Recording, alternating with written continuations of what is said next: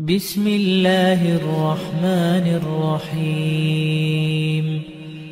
ألهاكم التكاثر حتى زرتم المقابر، كلا سوف تعلمون ثم كلا سوف تعلمون، كلا لو تعلمون علم اليقين لترون الجحيم ثم لترونها عين اليقين ثم لتسألن يومئذ عن النعيم.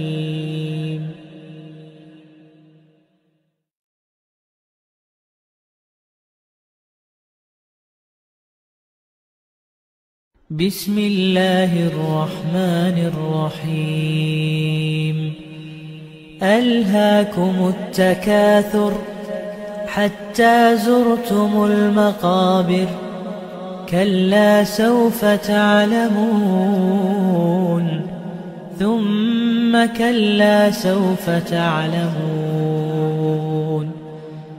كلا لو تعلمون علم اليقين